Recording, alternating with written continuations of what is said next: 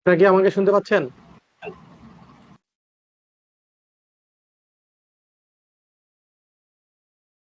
জি sir, শুনতে পাচ্ছি। Yes sir, শোনা যাচ্ছে। স্ক্রিনটা দেখা যাচ্ছে? ইয়েস স্যার, দেখা যাচ্ছে।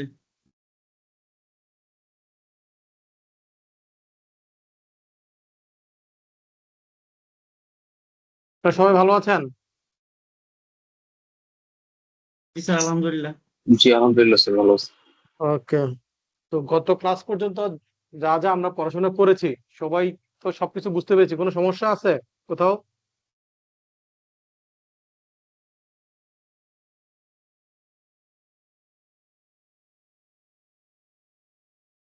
কারো কোনো প্রবলেম আছে?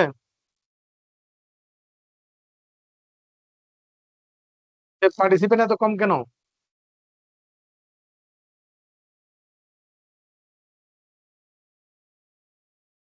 স্যার, মনে হচ্ছে নামাজ পড়ে অ্যাটেন্ড করবে।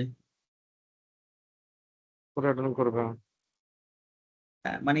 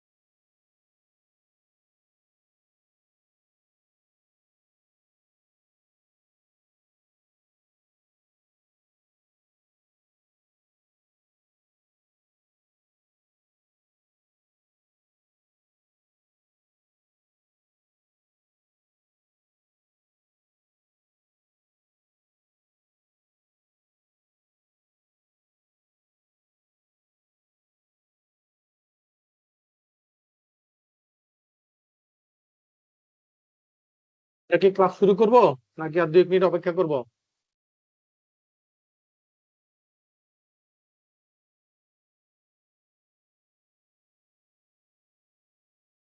তো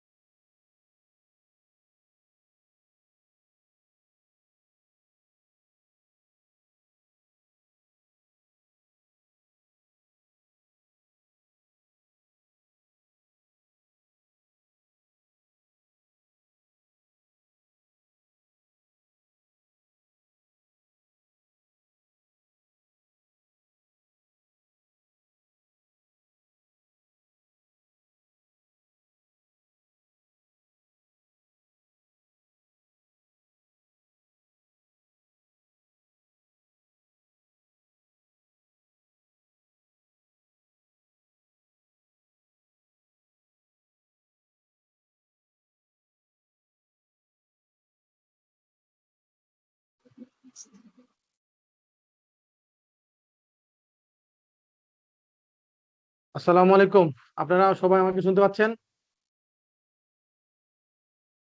একটু জি স্যার, আওয়াজ দেন। শুনতে পাচ্ছি। আমরা এতক্ষণ ওয়েট জি করলাম, স্যার, নামাজে হয়তো অনেকে ছিল, সেই জন্য আমরা এখন ক্লাস শুরু করছি। ওকে, আজকে আমরা যে এরিয়াটা আলোচনা করব, এটা ভ্যাটের যে আমরা পড়াশোনা করেছি, আমরা যেমন সিএ তে সারা বছর পড়াশোনা করি, ফাইনাল উদ্দেশ্য কি? Exam, right? ভ্যাটেরও যে বুকস অফ অ্যাকাউন্টস আমরা যা যা মেনটেন করি না কেন, আলটিমেট গোল কি? ভ্যাট রিটার্ন সাবমিট করা। কি করা? ভ্যাট রিটার্ন সাবমিট করা। এখন ভ্যাট রিটার্নটা কখন সাবমিট করতে হয়, কেউ কি বলতে পারবেন?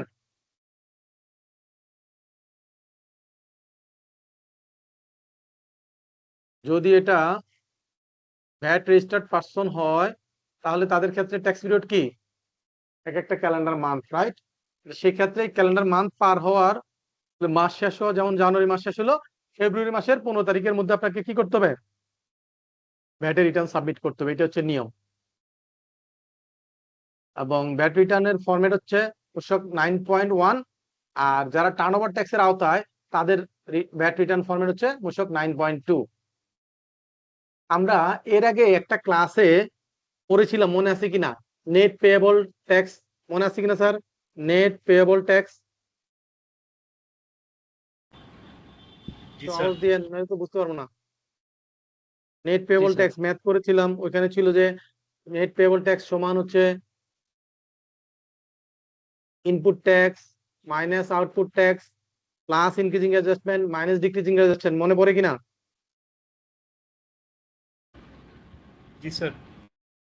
ওকে, সবাই একটু রেসপন্স করেন, একটু সাউন্ড করেন, তাহলে আমরা বুঝতে পারবো যে যেহেতু লং ডিস্টেন্সে আমরা ক্লাস করছি, সামনাসামনি নাই, অ্যাটলিস্ট আওয়াজ না দিলে তো আমরা বুঝবো না যে আপনারা কি শুনতেছেন, আদৌ বুঝতেছেন কিনা। জি স্যার, শুনতে পাচ্ছি। ওকে, তো শুধু আপনি একজন বলছেন, বাকিরা কি হয়েছে? বাকিদের কি প্রবলেম? জি স্যার, শুনতে পাচ্ছি। ওকে, একটু আওয়াজ দেন, এতে আপনার উপকার হবে, কোনো লস হবে না। ঠিক আছে? স্যার স্যার আর 10 জি। মিনিটস পর শুরু করা যায়? জি না, কেন? কি সমস্যা? স্যার, আমার একটু বাসায় আসতে দেরি হয়েছে, তো নামাজ পড়া হয়নি। হ্যাঁ, 7টার ক্লাস 7:20-এ, এখন এটা তো আর কত দেরি করবে? ওকে, থ্যাংক ইউ। দেন তাহলে আমরা নর্মালি জানি কি, ভ্যাটের যারা ভ্যাট রেজিস্টার্ড পারসন, তারা একটা মান্থ শেষ হওয়ার পরবর্তী 15 দিনের মধ্যে কি করবে? এই যে দেখেন, ট্যাক্স পিরিয়ড হচ্ছে ভ্যাট রেজিস্টার্ড পারসনের জন্য মান্থ। সো মান্থ শেষ হওয়ার পরবর্তী 15 দিনের মধ্যে তারা কি করবে? ভ্যাট রিটার্ন সাবমিট করবে। ব্যতিক্রম গত বছর আইনে এসছে, সেটা হচ্ছে যারা পাবলিক গভর্নমেন্টের প্রতিষ্ঠানগুলো আছে, সেগুলা, ব্যাংক, ইন্স্যুরেন্স, এবং যারা জিরো রিটার্ন সাবমিট করে, এই ধরনের যারা ট্যাক্স পেয়ার আছে, ভ্যাট পেয়ার আছে, তাদের ক্ষেত্রে বলছে যে ট্যাক্স পিরিয়ড শেষ হওয়ার 20 দিনের মধ্যে। তাহলে নর্মালি 15 দিন, কাদের ক্ষেত্রে 20 দিন? পরীক্ষা আসবে, কাদের ক্ষেত্রে 20 দিন sir? Public, semi public or autonomous body, bank, insurance, আর হচ্ছে যারা জিরো রিটার্ন সাবমিট করবে, রাইট? জি স্যার। ওকে।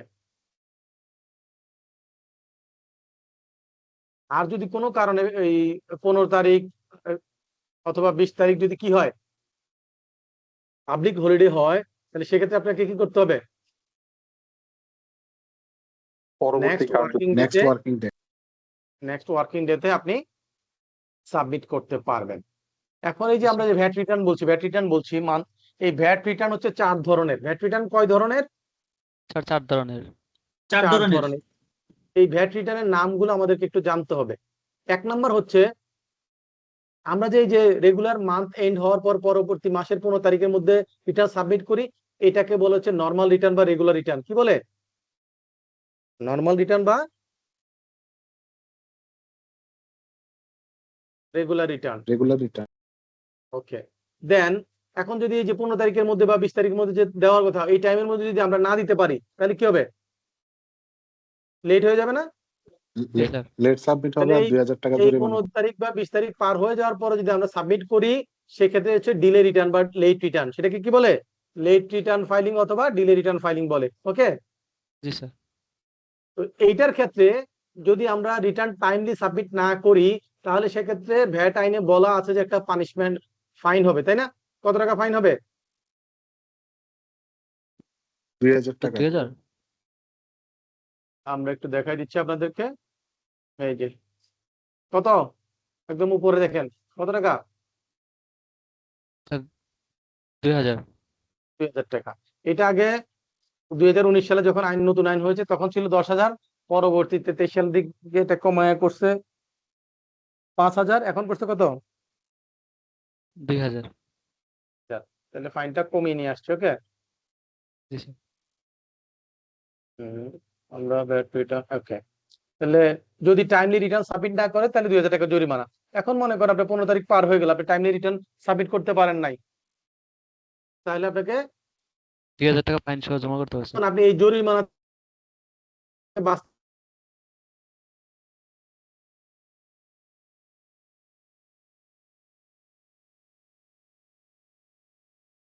সেক্ষেত্রে আপনাকে কি করতে হবে? সেই ক্ষেত্রে আপনাকে একটা অ্যাপ্লিকেশন করতে হবে, সাবমিট করতে চাচ্ছেন সেটার জন্য আপনাকে কি করতে হবে? একটা অ্যাপ্লিকেশন করতে হবে। সেটা হচ্ছে মূসক 9.3 এর মাধ্যমে। কিসের মাধ্যমে? স্যার মূসক 9.3 এর মাধ্যমে। 9.3 এর মাধ্যমে। তাহলে দেরিতে যদি লেট করে রিটার্ন সাবমিট করতে চান তাহলে মূসক 9.3 এর মাধ্যমে অ্যাপ্লিকেশন করতে হবে। কখন অ্যাপ্লিকেশন করতে হবে? 7 দিনের মান্থ মধ্যে। এন্ড হওয়ার মধ্যে। যেমন জানুয়ারি রিটার্ন আমরা ফেব্রুয়ারি 7 তারিখের মধ্যে আমাদেরকে অ্যাপ্লিকেশন করে জানাইতে হবে যে আমি 15 তারিখের মধ্যে রিটার্ন সাবমিট করছি না। তাহলে জানুয়ারি রিটার্ন জন্য লেটার রিটার্ন সাবমিট করতে গেলে কি করব? ফেব্রুয়ারি মাসের 7 তারিখের মধ্যে আমরা অ্যাপ্লিকেশন করে জানাতে হবে যে আমি এটা 15 তারিখের মধ্যে সাবমিট করতে পারছি না। কথা কি বুঝতে পেরেছি স্যার? জি স্যার। ওকে, তাহলে সেই ক্ষেত্রে অ্যাপ্লিকেশন করলে এটা আপনাকে সর্বোচ্চ 1 মাস সময় দিতে পারে। কতদিন সময় দিবে? স্যার 1 মাস। 1 মাস। ডিউ ডেট থেকে 1 মাস। ডিউ ডেট কত? 15 তারিখ। তাহলে 15 তারিখ থেকে 1 মাসে পরের মাসে 15 তারিখ, রাইট? স্যার আর আপনি অ্যাপ্লিকেশন করার 7 ডেজ এর মধ্যে কমিশনার কি করবে? এটা যাচাই বাছাই করে যদি রিজন যা দেখিয়েছেন সব ঠিকঠাক থাকে তাহলে তারা এটা অ্যাপ্রুভ করে দিবে। ওকে, আর যখন তারা অ্যাপ্রুভ করে দিবে তখন আপনি রিটার্নটা সাবমিট করার জন্য অপশনটা আপনার আইডিতে চলে আসবে। দেন আপনি এই লেট রিটার্নটা সাবমিট করবেন। এই যে অ্যাপ্লিকেশন করলেন, অ্যাপ্লিকেশন করলে তারা যদি অ্যাপ্রুভাল দেয়, আপনি যদি লেট রিটার্ন সাবমিট করেন তাহলে সেই ক্ষেত্রে ওই যে 2000 টাকা জরিমানা, সেই জরিমানাটা দিতে হবে না। কথা কি ক্লিয়ার?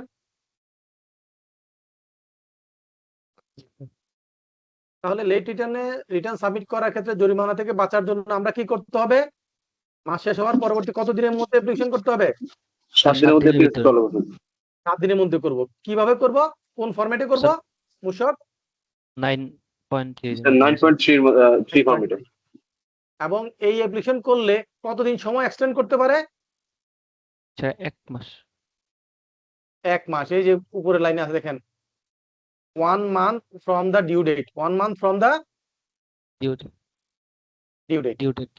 আর এই যে অ্যাপ্লিকেশন করলেন, অ্যাপ্লিকেশন করার কতদিনের মধ্যে তারা অ্যাপ্রুভাল দিবে?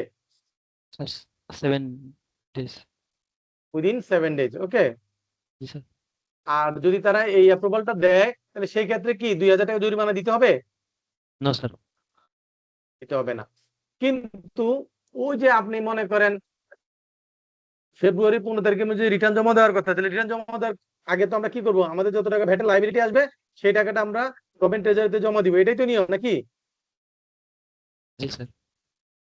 ভ্যাটটা জমা দিয়ে রিটার্ন সাবমিট করতে হবে। তাহলে আমরা রিটার্ন নাইলে দেরি করে দিতে আমাকে পারমিশন দিল, তাহলে ভ্যাটটা কি আমি টাইমলি দিতে পারতেছি? 15 তারিখের মধ্যে রিটার্ন জমা দিলে আমি ভ্যাটটা ওই সময় দিতাম। এখন আমি এক ডিলে রিটার্ন দিলে কি তাহলে ভ্যাটটা ওই 15 তারিখের মধ্যে দেওয়া হচ্ছে না আরো পরে দেওয়া হচ্ছে?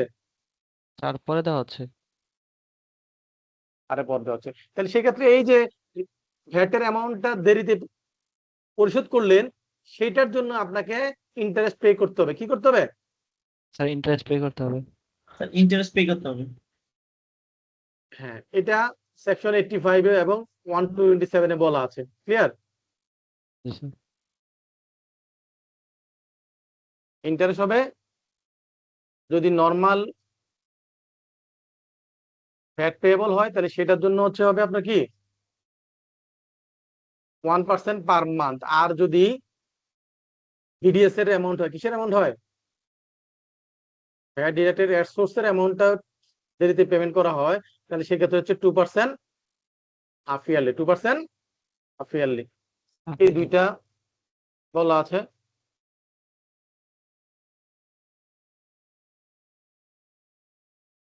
এই যে এখানে দেখেন 2000 টাকা ফাইনের কথা বলা আছে। এখানে একটা সিনারি দিয়েছে যে সে 15 তারিখের মধ্যে এটা সাবমিট করার কথা, পারে নাই, সে আবার এইটা কি অ্যাপ্লিকেশন করছে, কি কি জরিমানা কি হবে না হবে, আমরা যা যা বললাম এটা দিয়ে একটা সিনারি দিয়েছে, সেটা অ্যান্সার করতে হবে। হচ্ছে নর্মাল বা রেগুলার রিটার্ন, এটা আমরা মান্থ এন্ড শেষ হওয়ার পরে 15 তারিখের মধ্যে রিটার্ন সাবমিট করি। আর যদি কোনো কারণে আমরা টাইমলি রিটার্ন সাবমিট না করতে পারি, তাহলে লেটে যদি রিটার্ন সাবমিট করি তাহলে সেটাকে লেট রিটার্ন বলে। ঠিক আছে, দুইটা শিখলাম। 3 নাম্বার হচ্ছে আমরা রিটার্ন সাবমিট করেছি কিন্তু পরবর্তীতে বুঝতে পেরেছি যে রিটার্নের মধ্যে আমি কোনো ধরনের এরর বা ভুল করেছি, তাহলে সেক্ষেত্রে ওই রিটার্নটা কি করতে হবে, কারেকশন করতে হবে না স্যার? জি স্যার।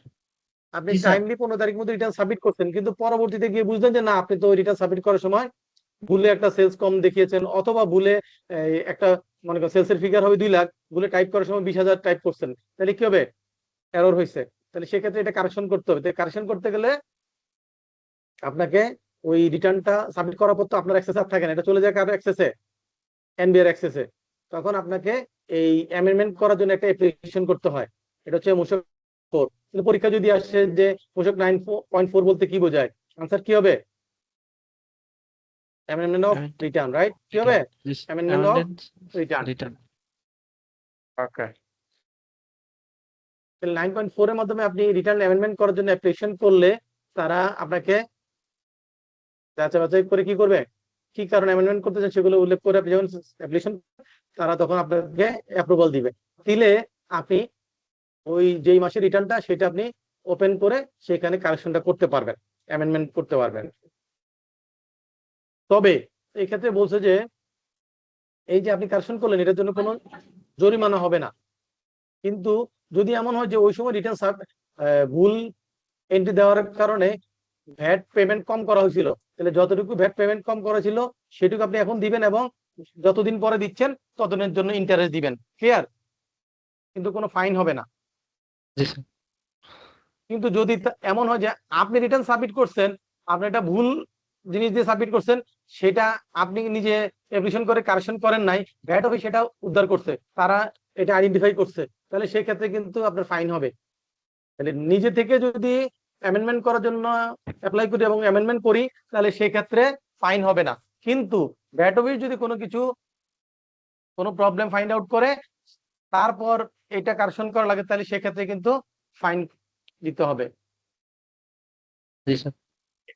আর এখানে বলেছে যে কোন কোন ক্ষেত্রে আপনি ভ্যাট রিটার্নটা অ্যামেন্ডমেন্ট করতে পারবেন, এই যে এখানে গুলো বলা আছে। দেখেন এখানে বলা আছে ক্ল্যারিক্যাল এরর হইলে, তারপর আপনি যদি কোনো ট্যাক্স অ্যামাউন্ট কম পেমেন্ট করছেন ভুলের কারণে ক্যালকুলেশন, ট্যাক্স ক্যালকুলেশন করতে গিয়ে, অথবা আপনি কি করছেন বেশি পেমেন্ট করছেন ক্যালকুলেশন ভুল করার কারণে,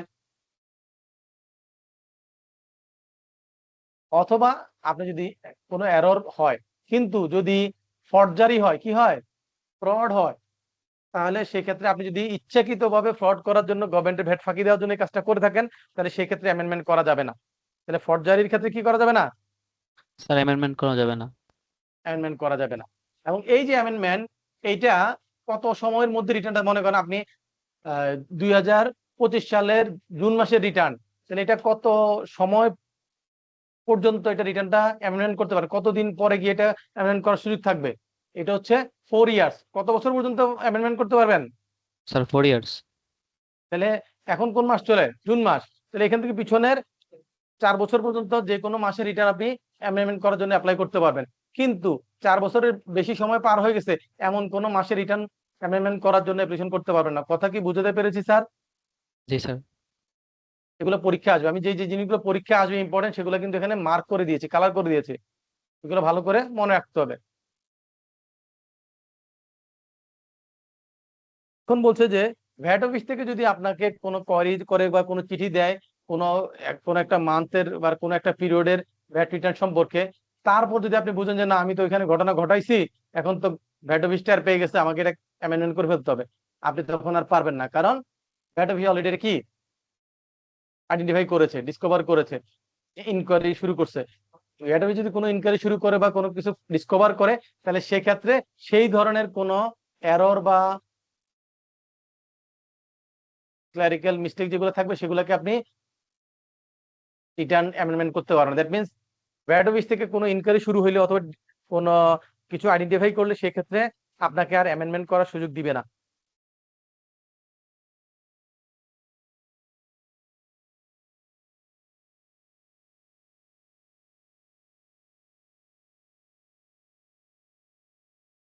যদি আপনি নিজে থেকে রিটার্ন অ্যামেন্ডমেন্ট করার জন্য অ্যাপ্লিকেশন করেন, তাহলে সেই ক্ষেত্রে আপনার ভ্যাট কম পেমেন্ট করছেন সেটার জন্য জরিমানা হবে না, কিন্তু ওই ভ্যাটটা যে কম পেমেন্ট করছেন সেটার জন্য আপনার ভ্যাটটা পেমেন্ট করতে হবে, সাথে এটা ইন্টারেস্ট দিতে হবে, কিন্তু পেনাল্টি হবে না, ইন্টারেস্ট কোনো জরিমানা হবে না। ওকে,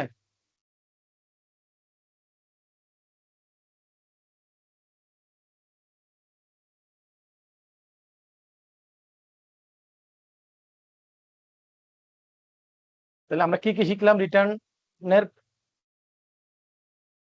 নর্মাল রিটার্ন বা রেগুলার রিটার্ন, লেট রিটার্ন, আর একটা কি অ্যামেন্ডমেন্ট রিটার্ন। আমরা বুঝলাম চারটা, আপনাদের বইতে দিছে কয়টা?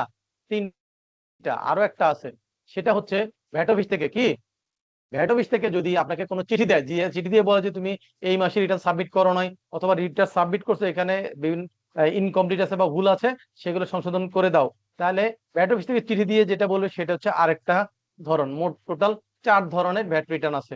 ক্লিয়ার? তারপর বলছে যে ভ্যাট অফিসার এবং কারা, অথরিটিস কারা, এখানে এই লিস্ট দেওয়া আছে। এই লিস্টগুলো আসলে এখানে পড়ার বা মুখস্থ করার এখানে কিছু নাই, এটা এখানে পরীক্ষা আসতে পারে যে ভ্যাট অফিসের সর্বনিম্ন পজিশন কি, এটা হচ্ছে অ্যাসিস্ট্যান্ট রেভিনিউ অফিসার, আর সর্বোচ্চ পজিশন কি,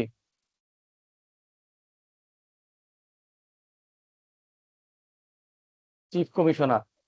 চিফ ভ্যাট কমিশনার। অথরিটির চিফ কমিশনার সর্বোচ্চ, আর সর্বনিম্ন কি, assistant assistant officer. Revenue officer, assistant revenue officer. এখন বলছে যে এই যে ভ্যাট অথরিটিস যারা ভ্যাট অফিসার আছে তাদের দায়িত্ব কি, তাদের কর্তব্য কি? তাদের দায়িত্ব হচ্ছে তিনটা। কয়টা? তিনটা। এই যে তিনটা। কি কি? নাম্বার 1 দায়িত্ব হচ্ছে তারা এই যে ভ্যাটের যত কালেকশন হচ্ছে, ভ্যাট এবং এসডি মানে ওরা বলছে ট্যাক্স, ট্যাক্স যেটা কালেকশন করছে ভ্যাট আইন অনুযায়ী, সেইটা এবং ওইটা রিলেটেড অ্যাক্টিভিটিস গুলো তারা কি করবে? অ্যাকাউন্টস মেনটেন করবে, কি কি কালেকশন করলো না করলো এগুলো তারা অ্যাকাউন্টস মেনটেন করবে। দেন বলছে যে তারা এই ভ্যাট আইনের এবং রুলসের যেই নিয়ম কানুন আছে সেগুলার অ্যাপ্লিকেশন প্রয়োগটা দেখবে, এবং এটার অ্যাডমিনিস্ট্রেটিভ ফাংশনটা তারা দেখবে। দুইটা জিনিস গেল।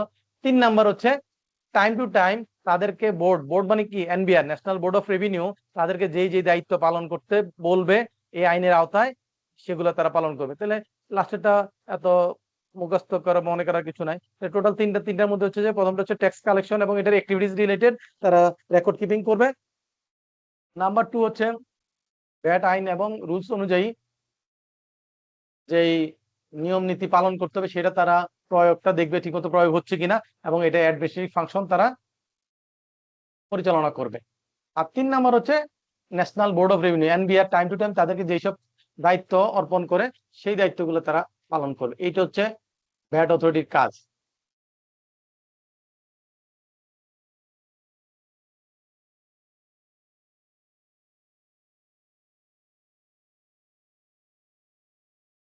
দেন হচ্ছে আমাদের পেনাল্টি ফাইন যেগুলো আছে, কনসিকুয়েন্স অফ নন কমপ্লায়েন্স, আপনি যদি কোনো নন কমপ্লায়েন্স করেন সেটার কনসিকুয়েন্স কি হবে সেটা আমরা আমাদের ম্যানুয়ালে দেখবেন বা ভ্যাট আইনে দেখবেন সেকশন 85 এ দেওয়া আছে। কোথায় দেওয়া আছে?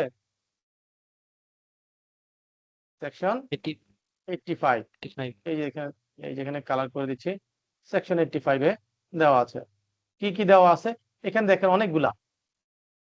কে এল এম এন ও ও পর্যন্ত কয়টা নাম্বার হয় স্যার?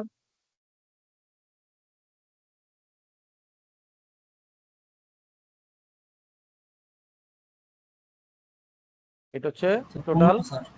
স্যার 15টা 15টা। নাম্বার। তাহলে তার মানে হচ্ছে এখানে 15টা পানিশমেন্ট, 15টা কি আছে? ফাইন আছে, রাইট? তাহলে এখানে জি স্যার। নন কমপ্লায়েন্সের জন্য কয়টা জরিমানা আছে? স্যার 15টা। 15 ধরনের। 15টা। 15 ধরনের। এই 15টা মনে রাখতে গেলে অনেক সময় আমরা ভুল করি। এইটাকে যদি আমি আপনাদেরকে যে টেকনিকটা শিখাই দিব সেটা দিয়ে মনে রাখেন, তাহলে 5টা টেকনিক মনে রাখলেই এই 15টা জরিমানা মনে রাখা যাবে। তাহলে কোনটা সহজ, 15টা মনে রাখা না 5টা মনে রাখা? 5টা মনে রাখা। স্যার 5টা। 5টা মনে রাখা। প্রথম কথা হলো, যদি ভ্যাট আইন অনুযায়ী কোনো ধরনের নন কমপ্লায়েন্স হয়, কি হয়?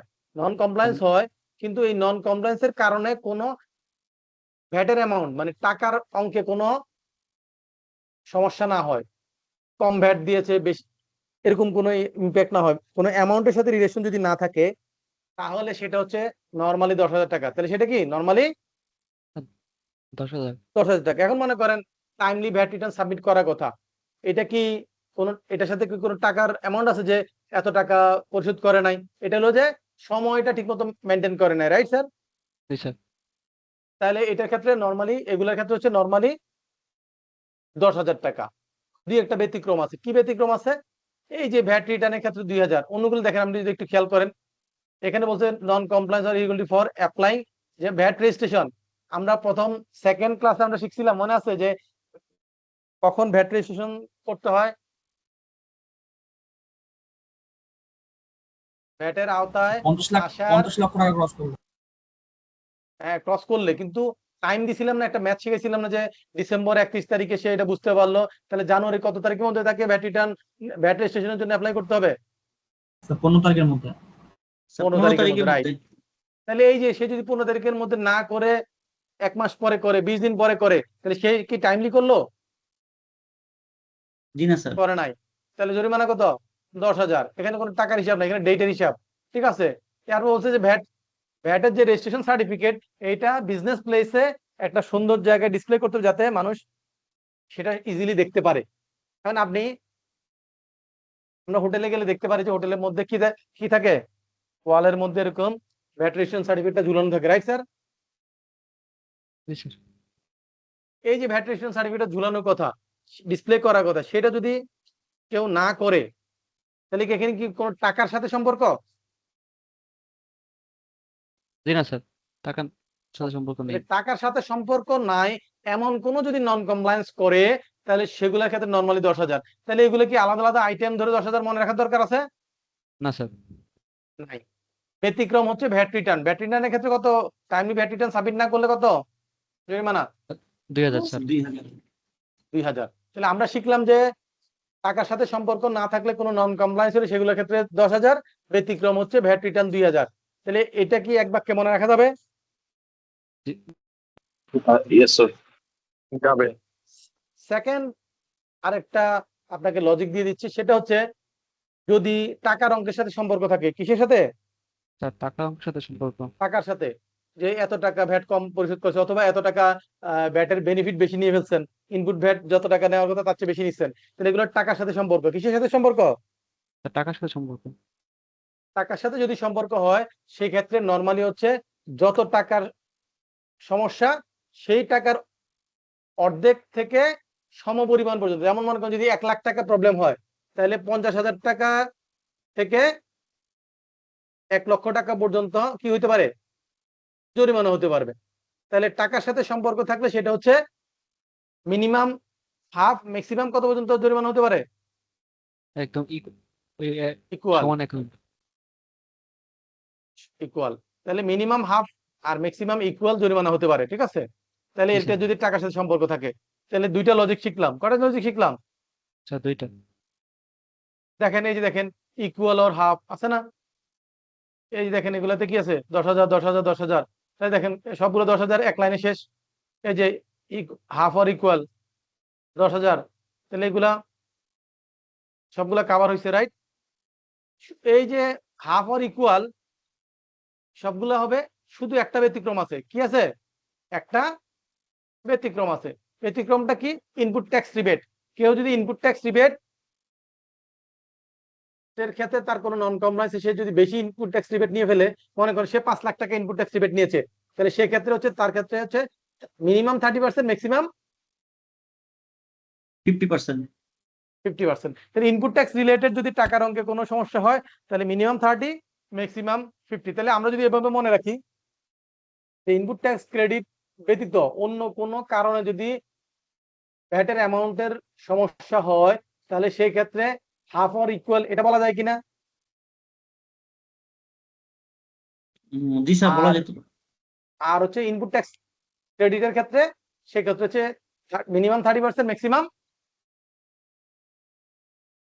50%। তাহলে আমরা এখানে 4টা লজিক টোটাল এই পর্যন্ত শেষ করলাম। লাস্টে একটা লজিক আছে, সেটা হচ্ছে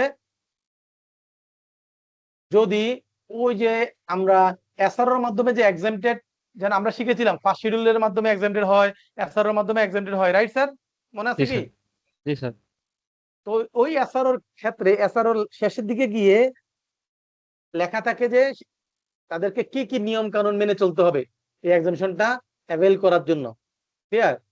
সেই যে কন্ডিশন গুলো দেওয়া থাকে, সেই কন্ডিশন গুলো যদি আপনি ফুলফিল না করে এক্সামিশনটা অ্যাভেল করেন, তাহলে সেই ক্ষেত্রে আপনাকে 25,000 টাকা জরিমানা করবে। কত টাকা জরিমানা করবে? স্যার 25,000 টাকা। তাহলে এই যে দেখেন, এই 15টা জরিমানা, এখন আমরা এই 3-4টা কথায় কি মনে রাখা সম্ভব না স্যার? জি স্যার, এখন সম্ভব, এখন বুঝতে পারছি। সম্ভব। নাহলে পরীক্ষার সময় তো উল্টাপাল্টা আনসার করে দিতাম, তাই না? জি স্যার। তাহলে যারা মনে করেন আজকে ক্লাসে জয়েন করে না, তাদের জন্য কি উপকার হয়েছে না লস হয়েছে? স্যার অবশ্যই লস।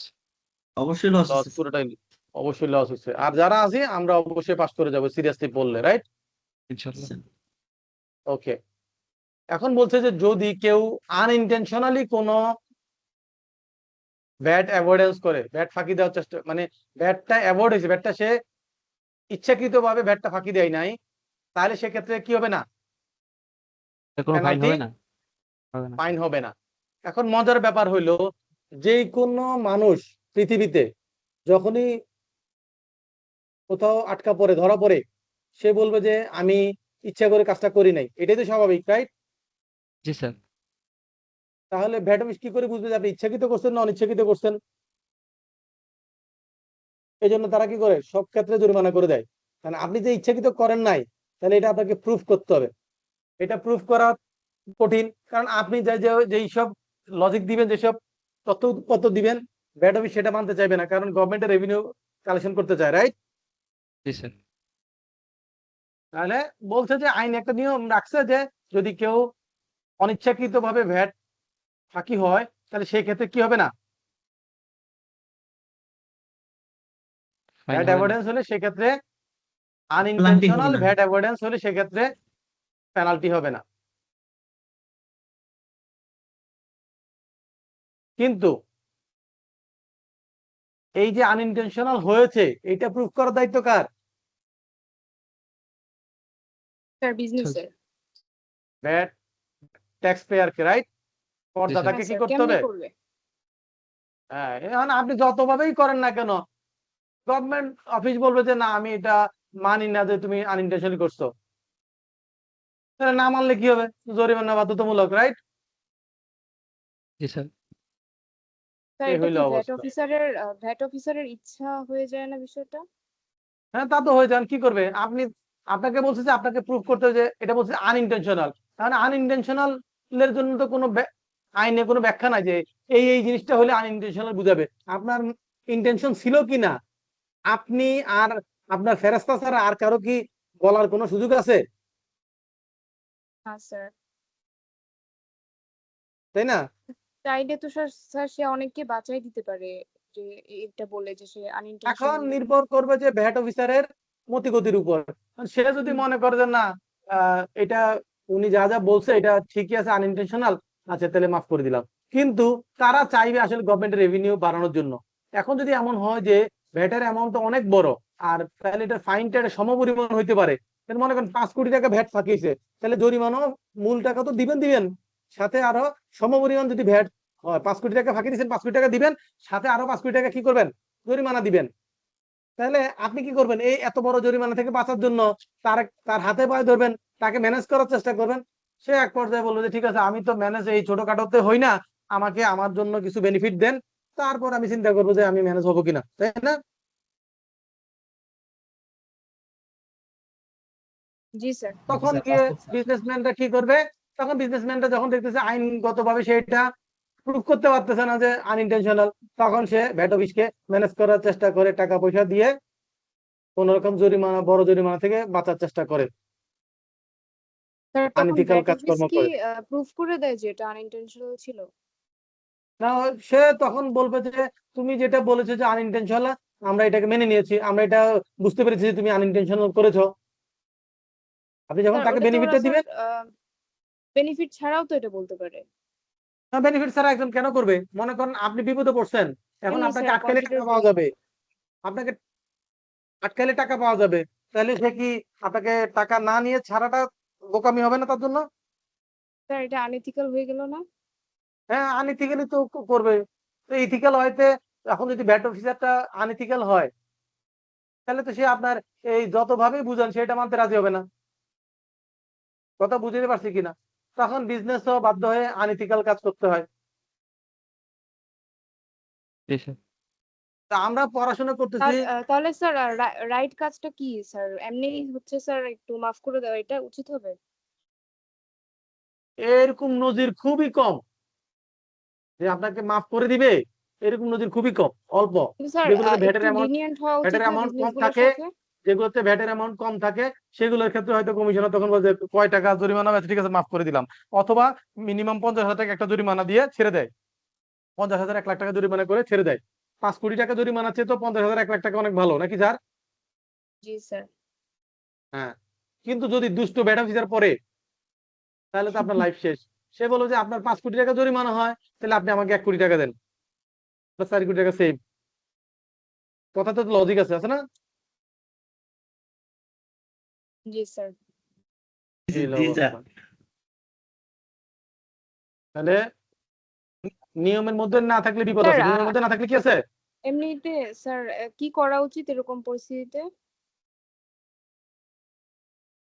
করা উচিত যে আপনি যে নির্দোষ, আসামি নির্দোষ, সাক্ষী দুর্বল, এটা আপনাকে প্রুভ করতে হবে যে আসামি নির্দোষ। কারণ আপনি নির্দোষ কিভাবে প্রুভ করবেন ইথিক্যাল হয়তে, সেটা আপনি চিন্তা করবেন। এটার জন্য তো কোনো বই খাতা নাই, কোনো পৃথিবীতে লেখাপড়া নাই যে এইভাবে তুমি নিজেকে নির্দোষ প্রমাণ করতে পারবা, আছে? না স্যার। স্যার আপনি স্যার ইন দ্যাট কেস এই রুলটা রাখারই দরকার কি? আই মিন এরকম একটা কন্ট্রোভার্সিয়াল একটা পয়েন্ট রাখা। রাখার দরকার হচ্ছে যে আইন কখনো বলে যে এই, কাউকে কষ্ট দেওয়ার জন্য না। তাহলে আইনে মানুষের রিমিডি পাওয়ার সুযোগ, এখন এটা যদি না রাখতো, তাহলে আপনাকে যদি ধরে ডাইরেক্ট বলতো যে তুমি ফাঁকি হয়েছে মানে তোমার জরিমানা। কারণ সে যদি আসলে আনইনটেনশনালি কোনো কাজ করে থাকে, এটার জন্য সে অপরাধী না তো, সেটা না জেনে করছে, না বুঝে করছে, রাইট? সেটা জরিমানা, আর ইচ্ছাকৃত জেনে বুঝে ওইটা করছে, দুইটা জরিমানা কি এক হওয়া উচিত? আপনার কি মনে হয়? না স্যার, এক হওয়া উচিত না। স্যার উচিত না তো, এই কিন্তু স্যার জন্যই আইনে সবসময় আসামির জন্য কিছু সুযোগ রাখে, সে যাতে নিজেকে কি করতে পারে, নির্দোষ প্রমাণ নির্দোষ প্রমাণ করতে। করতে পারে। আপনি মার্ডার করছেন, সবাই দেখছে, তারপরও আপনি আপনার উকিল নিয়োগ দিতে পারবেন, আপনার হিয়ারিং হবে, বিচার এই চলতে থাকবে, এক সময় যায় হয়তো বিচারের রায় আসবে। কিন্তু আসামিও কি করতে পারবে, তার পক্ষে উকিল নিয়োগ দিতে ন্যায় পারবে, বিচার পাবে। আইনি লড়াই লড়তে পারবে। আসামিও সে যে নির্দোষ সেটা প্রমাণ করার চেষ্টা করতে থাকবে, রাইট? জি স্যার। এখন বলছে যে এই যে ভ্যাট অফিসাররা বিভিন্ন সময় আমাদেরকে বিভিন্ন পেনাল্টি ফাইন করবে, তাহলে সব অফিসারদের কি ক্ষমতা এক হবে? মনে করেন যিনি কমিশনার তার ক্ষমতা, আর যে রেভিনিউ অফিসার তার ক্ষমতা কি এক হবে? পুলিশের এসআই আর পুলিশ কমিশনার দুইজনের পাওয়ার কি এক স্যার? না স্যার, ডিফারেন্স আছে। ডিফারেন্স আছে। এইখানেও ভ্যাট আইনে বলছে যে এই যে জরিমানা করবে, সেই ক্ষেত্রে যেই অ্যামাউন্টটা ডিসপুট হবে, সেই ডিসপুট অ্যামাউন্টের রেঞ্জের উপর ডিপেন্ড করে এটা কোন অফিসার এটা হ্যান্ডেল করবে সেটা নির্ভর করবে। যদি ডিসপুট অ্যামাউন্টটা 5 লাখ টাকা পর্যন্ত হয়, কত হয়?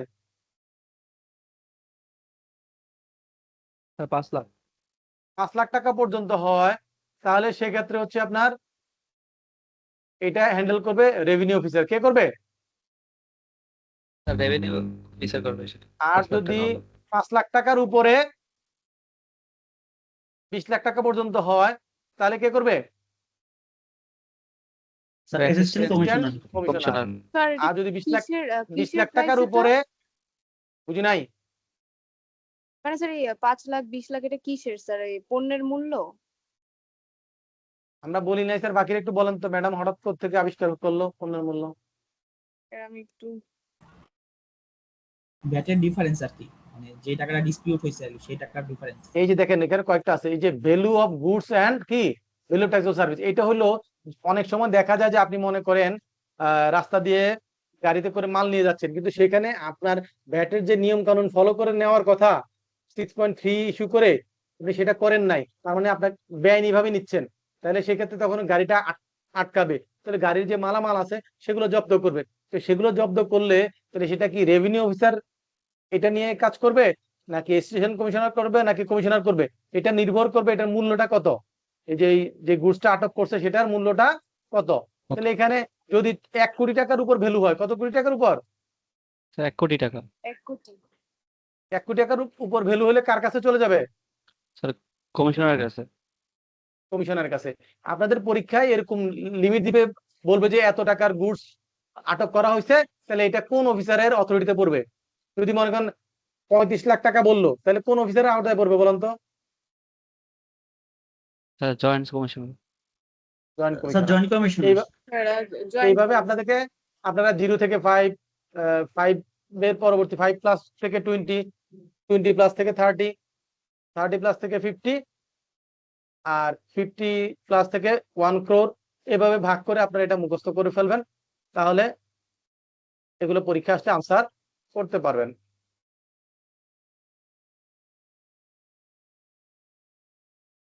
এখন বলছে যে ভ্যাট আইনে অডিট অ্যান্ড ইনভেস্টিগেশন, ভ্যাটের অডিট। হ্যাঁ, তো ভ্যাটের অডিট করার জন্য কিছু নির্দিষ্ট প্রসেস আছে, এই প্রসেসটা আপনাদের ম্যানুয়ালে পুরোটা দেওয়া নাই। যেমন দেখেন এখানে 13.13 থেকে শুরু করছে, আসলে এটার স্টার্টিং হবে 13.1 থেকে। কত থেকে? স্যার 1 থেকে। 13.1 থেকে, কিন্তু এখানে দেখেন 13.3 দিয়েছে, এরপরে কিন্তু আর বাকিগুলা নাই। এইটা 13.6, 5, 7, 10 পর্যন্ত আছে। তো এখানে জাস্ট আপনাদের পরীক্ষার জন্য এখানে সামান্য কিছু এরিয়া আপনাদেরকে আইডিয়া দিয়েছে, বাকিগুলা পরের লেভেলে, প্রফেশনাল লেভেলে শিখাবে। কোথায় শিখাবে এটা? স্যার প্রফেশনাল লেভেলে। এই যে বলছে যে in order to prevent tax evasion, কর ফাঁকি আদায়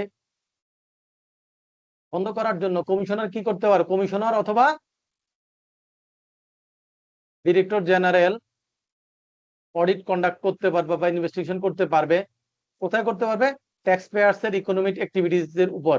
তাহলে এটা করলে তাহলে ডিউলি এম্পাওয়ার্ড, তাহলে তারা কি করবে? এই কমিশনার বা ডিরেক্টর জেনারেল কোন ভ্যাট অফিসারকে কি করবে? অথরিটি দিবে যে তুমি এই কোম্পানির বা এই ফার্মের অডিট বা ইনভেস্টিগেশনটা পরিচালনা করো। তাহলে কমিশনার একটা টিম করে দিবে অডিট করার জন্য, সেই টিমের একজন হেড থাকবে, সাথে আরো কয়েকজন অফিসার থাকবে, দিয়ে ওই টিমকে দায়িত্ব দিবে কি করার জন্য? ইনভেস্টিগেট করার জন্য, অডিট করার জন্য। ভ্যাট আইনে যে অডিট করার যে প্রসিডিউর আছে সেটা ফলো করে তারা অডিট করবে অডিট ম্যানুয়াল হিসেবে। সেই অডিট ম্যানুয়াল ফলো করে অডিট করার পরে তারা একটা ফাইনাল রিপোর্ট সাবমিট করবে। তাহলে টিমটা কে করে দিছে স্যার? কমিশনার অথবা ডিরেক্টর জেনারেল টিমটা করে দিয়েছে। তাহলে টিম কাজ করে, তাহলে এখন রিপোর্ট কার কাছে দিবে? যারা টিম করে দিয়েছে তাদের কাছে, রাইট? কমিশনারের কাছে। হ্যাঁ, তাহলে স্যার অডিট কোনো করার বিজনেস জন্য যদি গোপনে কাজকর্ম চালায়? গোপনে কাজকর্ম চালাইলে ওই যে তাদের ফ্যাক্টরিতে যাবে, যাইয়া তথ্যের ভিত্তিতে তাদের ফ্যাক্টরিতে গিয়ে কি করবে? তারা অভিযান চালাবে, চালায় ওইখান থেকে সব ডাটা তথ্য ওগুলা সব কালেক্ট করে নিয়ে আসবে। আনার পর আবার হিসাব করবে যে সে কি কি পরিমাণ ভ্যাট ফাঁকি দিছে, এগুলো অডিট করে তাকে একটা অডিট রিপোর্টের বেসিসে তাকে একটা অ্যাসেসমেন্ট অর্ডার দিয়ে দিবে, ভ্যাটের ক্লেম কোড দিয়ে দিবে। আবার ওই জি স্যার ভ্যাটের টাকা পরিশোধ করার জন্য তাদেরকে বলে দিবে। এই যে ভ্যাটের অডিট, ডেডলাইন দিয়ে দিবে। এই ভ্যাটের অডিট 5 বছর পর্যন্ত করা যায়। কত বছর পর্যন্ত? 5 বছর পর্যন্ত। মনে করেন এই আজকে ডেট থেকে পিছনের 5 বছর পর্যন্ত যখনই তারা চিঠি দিবে, তাহলে কারেন্ট ডেট থেকে পিছনে 5 বছর পর্যন্ত অডিটের জন্য তারা চিঠি দিতে পারবে আপনাকে। কেন? ওই যে মনে আছে ভ্যাটের বুকস অফ অ্যাকাউন্টস আমরা কত বছর রাখি? 5 ভ্যাটের বছর। বইপত্র কত? 5 বছর। এই জন্যই রাখি, কারণ ভ্যাট আইনে অডিটের সময় দেওয়া আছে 5 ইয়ার্স। তো সেই জন্য 5 ইয়ার্স পর্যন্ত আপনার পিছনের ডকুমেন্ট গুলো রাখতে হবে। হ্যাঁ, দেন স্যার অনলাইন বিজনেস হলে কোনো ফ্যাক্টরি অনলাইন নাই? বলেন অফলাইন বলেন যা যা বলেন সব একই কথা ম্যাডাম। তবে ব্যতিক্রম হচ্ছে 100% এক্সপোর্ট ওরিয়েন্টেড হইলে তাদের ক্ষেত্রে 3 ইয়ার্স। তাদের ক্ষেত্রে কত বছর? 3 বছর। তাহলে নর্মালি 5 ইয়ার্স পর্যন্ত অডিট করা যায়, আর 100% 3 বছরের বেশি সময়ে পিছনের অডিট করতে পারবে না। এই দুটো জিনিস মনে রাখা লাগবে, ঠিক আছে? আর যদি কোনো প্রতিষ্ঠানের কোনো সময়ের অডিটের এই যে সরি সময়ের কোনো কেস চলতে থাকে, ভ্যাটের কোনো মামলা চলমান থাকে, তাহলে যতদিন পর্যন্ত না ওই মামলা সম্পন্ন হয় ততদিন পর্যন্ত আপনার কি করতে হবে? ভ্যাটের বুকস অফ অ্যাকাউন্টস মেনটেন করতে হবে, এগুলা ফেলে দেওয়া যাবে না। নর্মালি 5 ইয়ার্স রাখবেন, আর যারা 100% এক্সপোর্ট ওরিয়েন্টেড তারা নর্মালি 3 ইয়ার্স রাখবে। আর ভ্যাটের অডিটে 5 ইয়ার্স পর্যন্ত পিছনে যাওয়া যায়, বেশি যাওয়া যায় না। আর যারা 100% এক্সপোর্ট ওরিয়েন্টেড তাদের ক্ষেত্রে 3 বছর পর্যন্ত অডিট করতে পারবে, পিছনে যেতে পারবে না। তবে যদি সুনির্দিষ্ট কোনো অভিযোগ বা কোনো প্রমাণ থাকে যে তারা ভ্যাট ফাঁকি দিয়েছে, এরকম কোনো তথ্য বা প্রমাণ থাকলে সেই ক্ষেত্রে যেই কোনো সময় পর্যন্ত পিছনে অডিট করতে পারে, সেটার জন্য 5 বছর কোনো ফ্যাক্টর হবে না। তাহলে কোন ক্ষেত্রে ফ্যাক্টর হবে না? যে ক্ষেত্রে আপনার কাছে সুনির্দিষ্ট কোনো প্রমাণ আছে যে ভ্যাট ফাঁকি হয়েছে। কথা কি ক্লিয়ার বুঝতে পারছি স্যার? জি sir.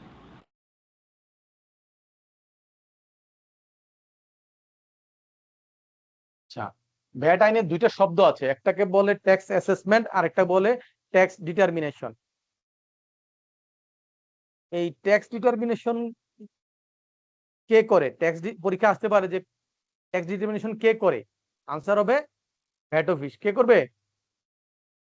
Sir VAT office. VAT office. আর ট্যাক্স অ্যাসেসমেন্ট কে করবে?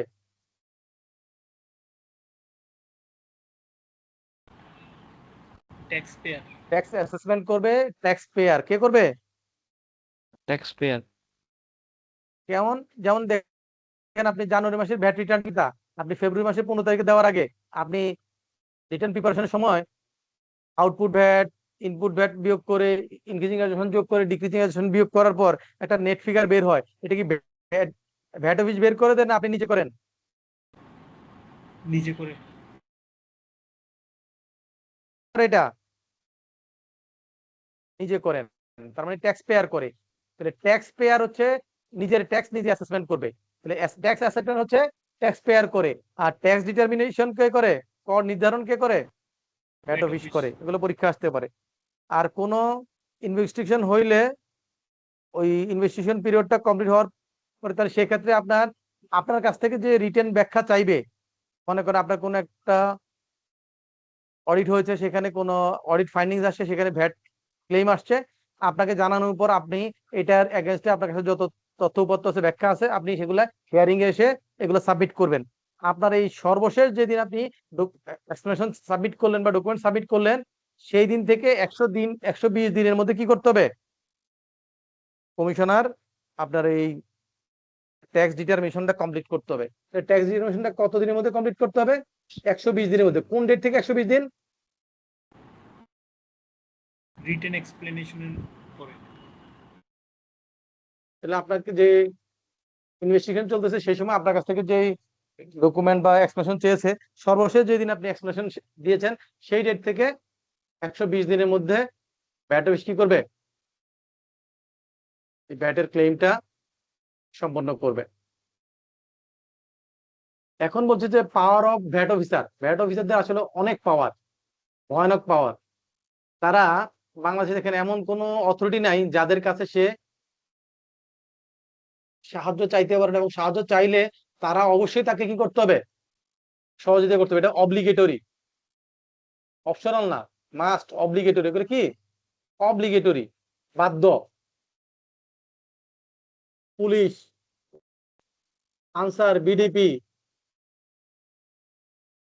গভর্নমেন্ট, সেমি গভর্নমেন্ট, যে কোনো প্রতিষ্ঠান, চার্টার অ্যাকাউন্টেন্সি ফার্ম, সবাই হেড অফিস থেকে যদি কোনো তথ্যপত্র চায়, ব্যাংক বলেন, যাই বলেন, যে কোনো প্রতিষ্ঠান, তাদের কাছে কোনো সহযোগিতা বা কোনো ডকুমেন্ট চাইলে সেটা দিতে বাধ্য। এবং তারা এই আইন অনুযায়ী তারা কি করতে পারে, এই ভ্যাট রিলেটেড এই অংশের জন্য যেই কাউকে সমন জারি করতে পারে। সমন জারি করা মানে কি? সমন জারি করা মানে হচ্ছে আপনাকে ফিজিক্যালি উপস্থিত হওয়ার জন্য নির্দেশ দিতে পারবে। কি করতে পারবে? কিলো উপস্থিতের জন্য নির্দেশ দিতে পারে। তাহলে দেখেন একজন ভ্যাট অফিসারের কত পাওয়ার। মানে একজন অ্যাসিস্ট্যান্ট রেভিনিউ অফিসার, সেও ভ্যাট অফিসার, একজন কমিশনারও ভ্যাট অফিসার। একজন রেভিনিউ অফিসার যদি আপনার কোম্পানির এমডি কে চিঠি দিয়ে দেখা করতে বলে, তাহলে এটা কি শোভনীয় দেখায় স্যার? না স্যার। না স্যার।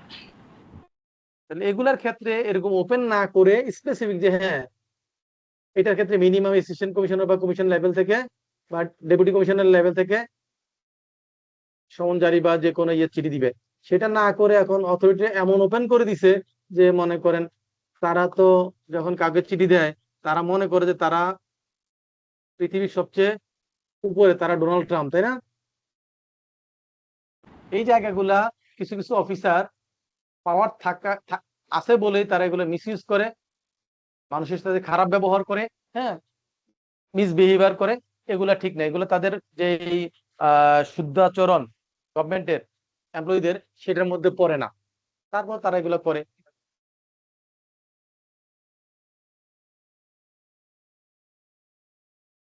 তাহলে তারা এই ভ্যাটের অডিট রিলেটেড যে কোনো ধরনের কোনো যে কাউকে ইনভেস্টিগেট করা, বা সে মনে করেন ব্যাংকে যদি চিঠি পাঠায় যে কোনো একটা কোম্পানির ব্যাংক অ্যাকাউন্টটা ফ্রিজ করার জন্য, ব্যাংক বাধ্য ওই অ্যাকাউন্টটা ফ্রিজ করে তাকে রিপ্লাই দিয়ে জানানোর জন্য। তাহলে দেখেন তাদের কত পাওয়ার।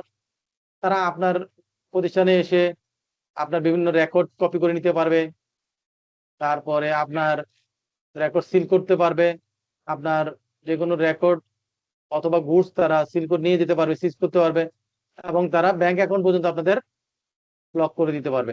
তাহলে দেখেন তাদের কত পাওয়ার। তারা আপনার বিন নাম্বারটা লক করে দিবে।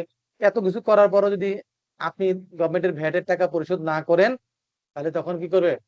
তখন তারা আপনার ফ্যাক্টরি সিলগালা করে দিবে, আপনার ফ্যাক্টরি ইউটিলিটিজ এর কানেকশন, বিদ্যুৎ, পানি, গ্যাসের কানেকশন ডিসকানেক্ট করে দিবে। তাদের অনেক পাওয়ার। এরপর যদি না হয় তাহলে সেই ক্ষেত্রে আপনার ওই ফ্যাক্টরিটাকে নিলামে তুলে বিক্রি করে সেখান থেকে গভর্নমেন্টের রেভিনিউ টাকা আদায় করতে পারবে। তাহলে এখন বলেন তো ভ্যাট অফিসারদের পাওয়ার আছে না নাই? অনেক পাওয়ার। অনেক পাওয়ার Power, স্যার। sir. অনেক পাওয়ার। এখন মনে করেন কোন ভ্যাট অফিস থেকে লোকজন আসছে আপনার ফ্যাক্টরিতে ঢুকতে গেছে, আপনার ফ্যাক্টরি থেকে তাকে ঢুকতে দেয় না বা তাকে বাধা প্রদান করছে। এই যে তার কাজে বাধা প্রদান করলেন, এটার জন্য কিন্তু ক্রিমিনাল অফেন্স, ওই আপনার অফিসারদের কি হবে? জেল জরিমানা হবে। তাহলে তাদের পাওয়ার আছে কিনা? আপনি স্যার, তাকে ফ্যাক্টরিতে ঢুকতে দেন নাই, তারা পুলিশ ফোর্স নিয়ে গিয়ে আপনার ফ্যাক্টরি তালা ভেঙে পর্যন্ত ভিতরে ঢুকতে পারে, তাদের এমন অথরিটি দেওয়া আছে।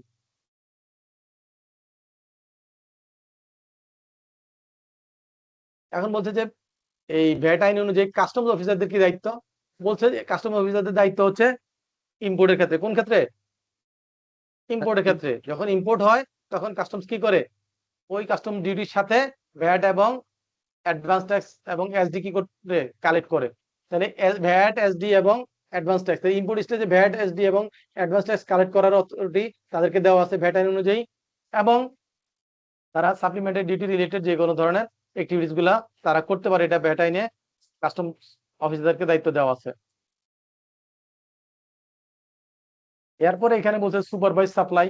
এটা আসলে এখানে এইটা শুধু একটা শব্দ দিয়ে একটা প্যারা লিখেছে, আসলে এই পড়াশোনাটা হচ্ছে ভ্যাট আইন অনুযায়ী প্রায় 2 পেজ, কিন্তু আপনাদেরকে দিছে এই একটা প্যারা। এইটার কথাটা কি এরকম মনে করেন, তাদের কাছে যদি কোনো ইনফরমেশন যায় যে কোনো একটা কোম্পানি বা কোনো একটা প্রতিষ্ঠান যে ভ্যাটের অ্যাক্টিভিটিস করছে, তারা এখানে বিভিন্ন ধরনের ইরেগুলারিটিস করছে, তাদের কাছে যদি এরকম কোনো মেসেজ যায়, তাহলে তারা কি করতে পারে, তারা কমিশনের কাছ থেকে পারমিশন নিয়ে ওই কোম্পানিতে যাবে, কোম্পানিতে অবস্থান করবে এবং তাদের প্রেজেন্সে কোম্পানি তাদের কাজকর্মগুলো করবে, কোম্পানির লোকজন করবে, তারা এগুলো ফলো আপ করে দেখবে যে তারা সুপারভাইজ করবে, দেখবে যে তারা কোনো ধরনের নন কমপ্লায়েন্স করে কিনা। এগুলো সব দেখে তাদের সুপারভিশনের আন্ডারে কোম্পানি সাপ্লাই দিবে।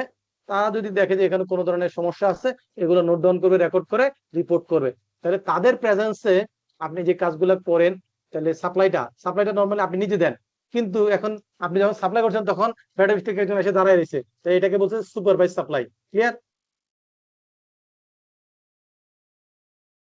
তাহলে এইটা ভ্যাট আইন অনুযায়ী আছে, কিন্তু সেই জিনিসটা এখানে আপনাদের পুরো ডিটেলসটা দেয় না, এখানে সামান্য একটা এটা সম্পর্কে ধারণা দিয়েছে যে এরকম একটা জিনিস আছে। ক্লিয়ার?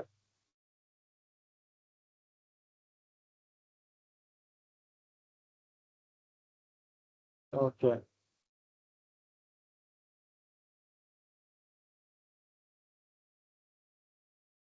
তারপরে আসবে মনে করে এই যে উপর অংশে যেটা পড়লাম, এখানে অডিট করার পর ভ্যাট অফিস আপনার কাছ থেকে সবকিছু ডাটা পাওয়ার পরে তারা দেখলো যে আসলে আপনার এখানে একটা অ্যামাউন্ট ভ্যাট ফাঁকি হয়েছে, তখন তারা আপনার এগেইনস্টে একটা মামলা করবে।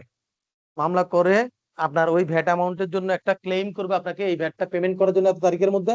যদি না পেমেন্ট করেন বা আপনার যদি কোনো ধরনের কি থাকে, ডিসএগ্রিমেন্ট থাকে, তাহলে সেক্ষেত্রে আপনি আপিল করতে পারবেন, এতদিনের মধ্যে এটা বলা থাকবে কোথায় আপিল করবেন, এবং আর নইলে এই টাইমের মধ্যে টাকা জমা দিতে হবে, এরকম বলা থাকবে। তো তাদের যেই দাবি, এত টাকা ভ্যাট তারা ক্লেম করছে, এই দাবির এগেনস্টে আপনাকে আপিল করার সুযোগ আছে। তাহলে কোনো ভ্যাট অফিসার যদি কোনো অর্ডার ইস্যু করে, তাহলে সেই অর্ডারের এগেনস্টে আপনি যদি সন্তুষ্ট না থাকেন, তাহলে কি করবেন, এটার এগেনস্টে আপিল করতে পারবেন। কত দিনের মধ্যে আপিল করতে হবে? 90 দিন। 90 দিনের মধ্যে। আর এই 90 দিনের মধ্যে আপনি আপিল করতে পারছেন না, এটা যদি বুঝতে পারেন, তাহলে অ্যাপ্লিকেশন করলে আরো 60 দিন কি করবে, কমিশনার এক্সটেন্ড করতে পারবে। কমিশনার আপিলের কাছে অ্যাপ্লাই করলে যে আমি এই টাইমের মধ্যে অ্যাপ্লাই করতে পারছি না, তাহলে কমিশনার যদি মনে করে যে না আপনার অ্যাপ্লিকেশনটা সঠিক আছে, তাহলে সেক্ষেত্রে তারা আরো 60 দিন সময় বাড়ায় দিতে পারবে। আর এই যে আপিল করার সময় যত টাকার ভ্যাটের ক্লেম ছিল, মনে করেন ভ্যাট অফিস আপনাকে 10 কোটি টাকার ক্লেম করেছে, আপনি এটার এগেইনস্টে আপিলে যাবেন, তাহলে ওই 10 কোটি টাকার 10%, কত পার্সেন্ট? 10 কোটি টাকা 10%। তাহলে কত হয়? 10 কোটি 11 কোটি 10% হয়ে কত, যায়। এটা বলতে পারবো না। স্যার, হ্যাঁ? স্যার 1 কোটি হয়। 1 কোটি স্যার। 1 কোটি হয়, এটা বলতে এত কষ্ট, তাহলে চার্টার অ্যাকাউন্টেন্ট হবো কিভাবে? তাহলে এই 10% আপনাকে জমা দিয়ে তারপর আপিল করতে হবে। তাহলে যেই টাকা ডিসপুট থাকবে সেই টাকা 10% জমা দিয়ে আপনাকে আপিল করতে হবে। তাহলে 1 কোটি টাকা কমিশনার আপিলের কাছে জমা দিয়ে আপনাকে ওই রায়ের এগেনস্টে আপিল করতে হবে। এখন আপনি আপিল করলেন, কমিশনারের থেকে মনে করেন যে 10 কোটি টাকাকে তারা বলে যাচ্ছে ঠিক আছে, এটা তোমার ডকুমেন্টে এই সেই সব ব্যাখ্যা শুনে আমরা বুঝলাম যে এটা 10 কোটি হবে না, এটা 7 কোটি হবে। তাহলে তারা করলো কত, এখন 10 কোটি থেকে কত করলো? 7 কোটি। 7 কোটি। আচ্ছা, এই তারা যে 7 কোটি নতুন করে আপিলের থেকে সিদ্ধান্ত দিল, আপিলের সিদ্ধান্ত আপনার কাছে পছন্দ হয় নাই, মনে হয় না যে এটা সঠিক আছে, এটা আপনার মনে হয়েছে যে এটা আইনগতভাবে সঠিক না, তাহলে আপনি কি করবেন? তার এগেইনস্টে ট্রাইব্যুনালে যাবেন। কোথায় যাবেন? স্যার ট্রাইব্যুনালে। ট্রাইব্যুনালে যাবেন। এই যে আপিল যে করছিলেন, এই আপিল অ্যাপ্লিকেশন যেদিন করলেন সেদিন থেকে 1 বছরের মধ্যে ওই আপিলের সিদ্ধান্ত দিয়ে দিতে হবে। কারা দিবে এটা? Commissioner appeal. আপনি যে অ্যাপ্লিকেশন করছিলেন সেটা সিদ্ধান্ত কত দিনের মধ্যে দিতে হবে? স্যার 1 বছর। 1 বছরের মধ্যে। আর ওই যে সিদ্ধান্ত, সেই সিদ্ধান্তটা যদি আপনার কাছে মনে হয় যে সঠিক নাই, আপনার কাছে যদি মনে হয় কি সঠিক নাই, তাহলে সেক্ষেত্রে আপিলের এগেইনস্টে আপনি কোথায় যেতে পারবেন? ট্রাইব্যুনালে যেতে পারবেন। তাহলে আপিলের ট্রাইব্যুনালে আপনি আপিল করবেন, সেই ক্ষেত্রে বলছে যে 10% দিতে হবে। ওই যে আপনি যে 10% দিয়েছেন, তাহলে ওই লেভেলে যদি কেউ আপিল স্টেজে 10% দিয়ে আসে, আর এখানে যতটুকু ডিসপিউট আছে তার 10% করে যত হয়, তাহলে সেটুকু যদি কভার করা থাকে তাহলে নতুন করে আর কি করতে হবে না,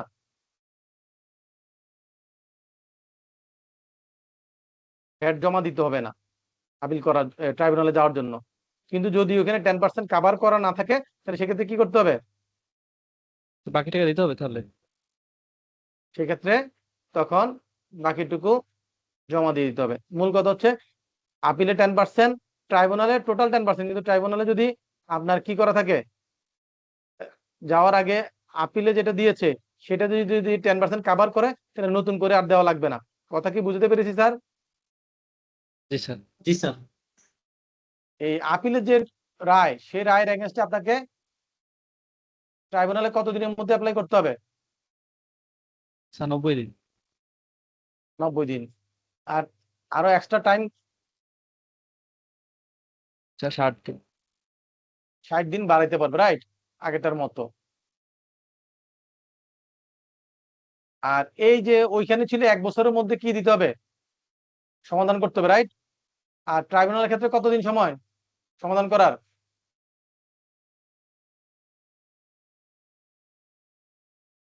2 2 বছরের বছর। মধ্যে। তাহলে আপিল হচ্ছে 1 বছরের মধ্যে, ট্রাইব্যুনাল হচ্ছে 2 বছরের মধ্যে।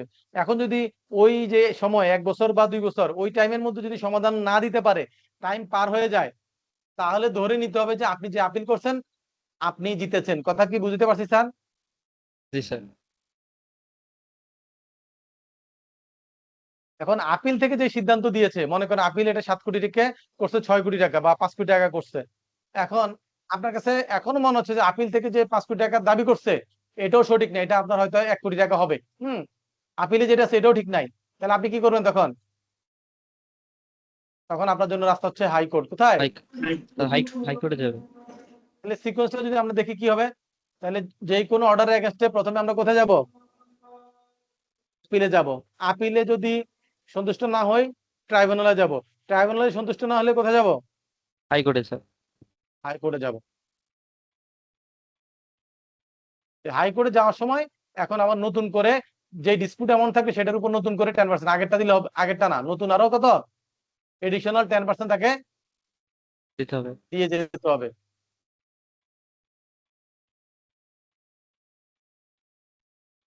ওকে, আমরা একটু আগে বলেছিলাম যে যদি আমরা ভ্যাটের অ্যামাউন্টটা ঠিক টাইমে পরিশোধ না করি তাহলে সেই ক্ষেত্রে পার মান্থ 1% ইন্টারেস্ট দিতে হবে, বলছিলাম না স্যার? জি স্যার। এবং সেটা সর্বোচ্চ, মনে করেন আপনি 5 বছর পর্যন্ত দেন নাই, তাহলে 5 বছরে কত মাস হয়? 12 মাস। তাহলে 12 মাসের ইন্টারেস্ট হওয়ার কথা, কিন্তু সর্বোচ্চ 24 মাসের পর্যন্ত ইন্টারেস্ট নেওয়া যাবে, 24 মাসের বেশি ইন্টারেস্ট নেওয়া যাবে না। তাহলে পরীক্ষা যদি আসে ভ্যাট টাইমলি পরিশোধ না করার কারণে ইন্টারেস্ট কত পার্সেন্ট হবে এবং এটা সর্বোচ্চ কত মাস হবে, আনসার কি হবে? পার মান্থ 1% আর সর্বোচ্চ 24 মাস। 2 বছর। 24 মান্থস। মনে থাকবে কিনা? জি স্যার। জি স্যার। আর যদি যদি ভিডিএস এর অ্যামাউন্ট হয়, VAT deducted at source related issue হয়, তাহলে সেক্ষেত্রে হাফ ইয়ারলি 2%, সেক্ষেত্রে কি হবে? Half yearly 2%। Half yearly 2%। এরপরে বলছে যে ভ্যাট আইন অনুযায়ী ভ্যাট সফটওয়্যার মেনটেন করার নিয়ম আছে, এটার জন্য একটা এসআরও জেনারেল অর্ডার আছে, জেনারেল অর্ডার 16/2019 সালের। সেখানে বলছে যে কোন বিজনেস প্রতিষ্ঠানে যদি টার্নওভার 5 কোটি টাকার উপর হয়, কত টাকার উপর হয়? 5 কোটি।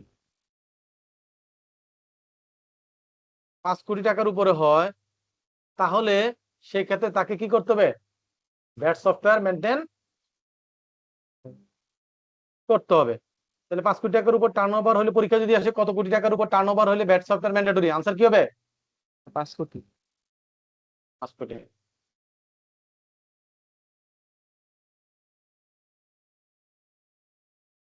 এরপর দেখেন এখানে আরেকটা আছে, সেন্ট্রাল রেজিস্ট্রেশন। আমরা পড়েছিলাম সেকেন্ড ডেতে যে সেন্ট্রাল রেজিস্ট্রেশনের ক্ষেত্রে, কেন্দ্রীয় নিবন্ধনের ক্ষেত্রে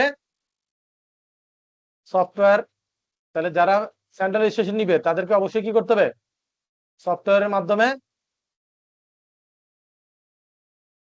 ভ্যাট রেজিস্ট্রেশন, যদি তার কেউ সেন্ট্রাল রেজিস্ট্রেশন নেয় তাহলে তাদেরকে অবশ্যই সফটওয়্যারের মাধ্যমে ভ্যাট রেকর্ডস মেনটেন করা লাগবে। আমরা দেখেন প্রত্যেক বছর যখন আমরা অডিট করি, অডিট করার পর ট্যাক্সের রিটার্ন সাবমিট করতে গেলে অডিটেড ফিনান্সিয়াল স্টেটমেন্টটা ট্যাক্সের রিটার্নের সময় সাবমিট করতে হয় না স্যার? ইনকাম ট্যাক্সের রিটার্নের সময় অডিট রিপোর্ট সহ কি করতে হয়? ট্যাক্স রিটার্ন সাবমিট করতে হয়। ভ্যাট আইনে এটার কাছাকাছি একটা রিকোয়ারমেন্ট আছে, সেটা হলো ভ্যাট আইনে আপনাকে যেটা করতে হবে, আপনার ইনকাম ইয়ার যেই ডেটে শেষ হবে সেই ডেট থেকে 6 মাসের মধ্যে আপনাকে অডিটেড ফিনান্সিয়াল স্টেটমেন্টটা ভ্যাট অফিসে জমা দিতে হবে। আর যদি আপনি মনে করেন যে টাইমের মধ্যে পারবেন না, তাহলে টাইম এক্সটেনশন জন্য অ্যাপ্লাই করলে আরো 6 মাস আপনাকে সময় বাড়া দিতে পারে। নর্মালি কি করতে হবে? ইয়ার এন্ড হওয়ার 6 মাসের মধ্যে। যদি জুনে বছর শেষ হয় তাহলে ডিসেম্বরের মধ্যে রিটার্ন সাবমিট করতে হবে।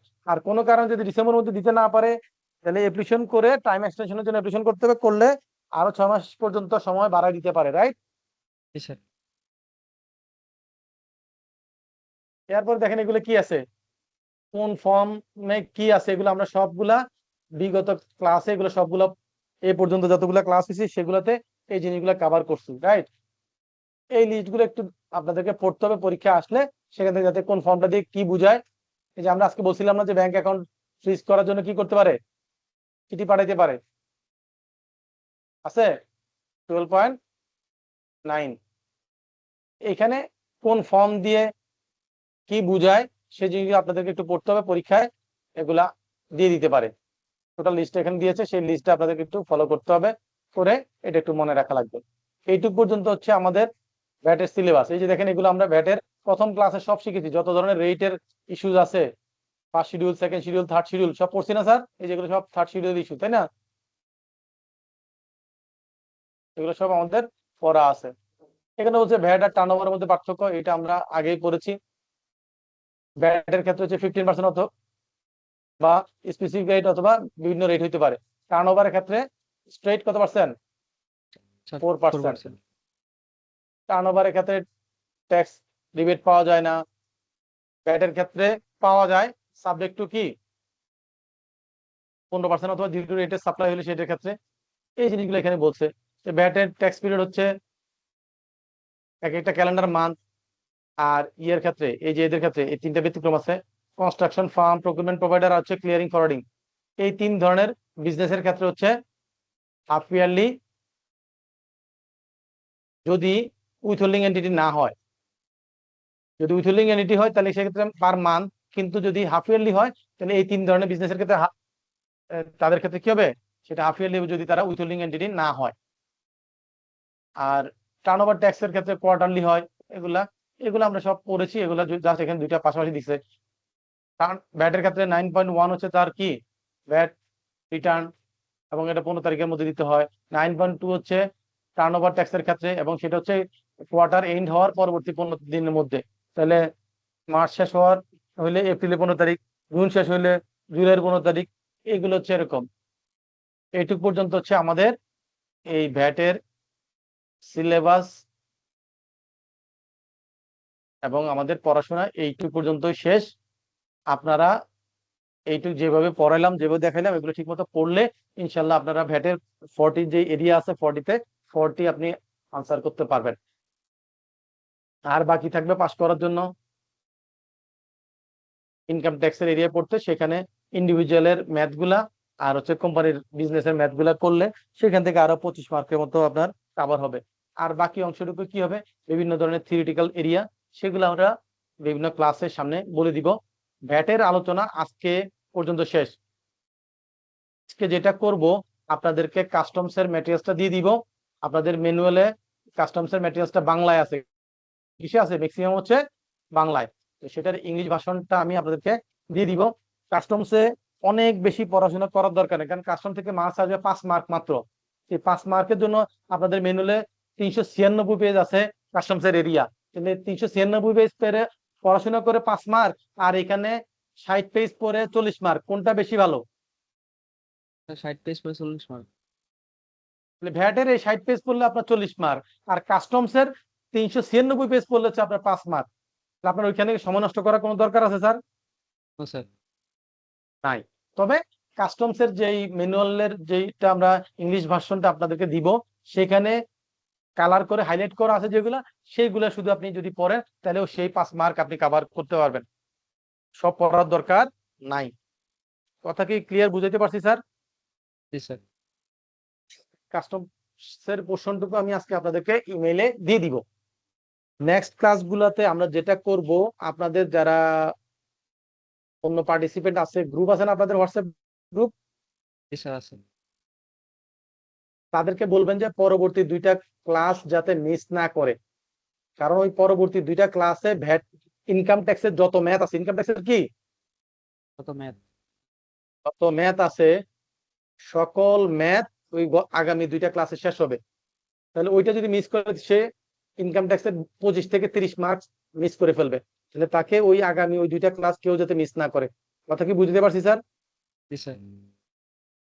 এটা আপনারা যারা সিআর আছেন, ক্লাস রিপ্রেজেন্টেটিভ, তাদের দায়িত্ব। আপনারা হোয়াটসঅ্যাপ গ্রুপে একটু বলে দিবেন যে আগামী আমার যে 2টা ক্লাস হবে সেই 2টা ক্লাস যাতে মিস না করে। ওই 2টা ক্লাসে আমরা ইনশাল্লাহ ইনকাম ট্যাক্সের ম্যাথ এরিয়াটা সব কভার করে ফেলবো, কিচ্ছু বাদ থাকবে না। তো আমাদের সিলেবাস এই পর্যন্তই ছিল ভ্যাটের। আশা করি সবাই বুঝতে পেরেছেন। ভালোভাবে পড়াশোনা করেন, পরীক্ষা ভালো করেন। দোয়া রইল, আর আমার জন্য দোয়া করবেন। ভালো স্যার থাকবেন। আজকে, আসসালামু আলাইকুম। স্যার আজকে এখানেই শেষ। আজকে এখানে শেষ, রাইট? স্যার আপনার একটু স্যার হোয়াটসঅ্যাপ আমরা নাম্বার দেওয়া যায়? অ্যাপ্রক্সিমেটলি স্যার আমাদের এক্সামটা কবে হবে? এক্সাম তো আইসিবির ওয়েবসাইটে তো দেওয়াই আছে, সারা বছর কবে কবে পরীক্ষা হবে সব তো ওখানে বলাই আছে। আছে না স্যার স্যার? আগস্ট থেকে অগাস্টে শুরু হবে। হবে, আগস্টের 6 তারিখ থেকে। এই তো, তাহলে অন্যরা জানে, আমার ম্যাডাম জানে না কেন? ম্যাডাম তো অ্যাডভান্স না, বোঝা যাচ্ছে। এই আরো অ্যাক্টিভ হইতে হবে ম্যাডাম। এগুলো জি স্যার। আইসিবি বছরের শুরুতেই সব ডিক্লেয়ার করে রাখে, ওয়েবসাইটে থাকে। তারপরে যদি আপনি আমাকে জিজ্ঞেস করেন তাহলে কেমন হবে? আর কারো কোনো কিছু বলার আছে? স্যার আপনার হোয়াটসঅ্যাপটা দেওয়া যায়? বুঝি নাই। স্যার আপনার হোয়াটসঅ্যাপ নাম্বারটা দেওয়া যায়? আপনি কি আমার ম্যাটেরিয়ালস গুলা পেয়েছেন কখন ইমেল? জি স্যার। স্যার ওই একবার ইমেলের পেয়েছি। মধ্যেই তো, হ্যাঁ ইমেলের মধ্যেই তো, একবার কেন, ওই ইমেলের মধ্যেই তো আমার সব ঠিকানা, নাম্বার টাম্বার সব দেওয়া আছে।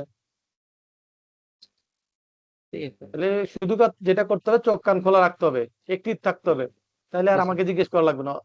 এগুলো সব শেয়ার করা আছে আপনাদের ওই ইমেলের মধ্যে, দেখবেন ইমেলের বডির মধ্যে আমার নাম, ঠিকানা, ফার্মের নাম সবকিছু এখানে দেওয়া আছে।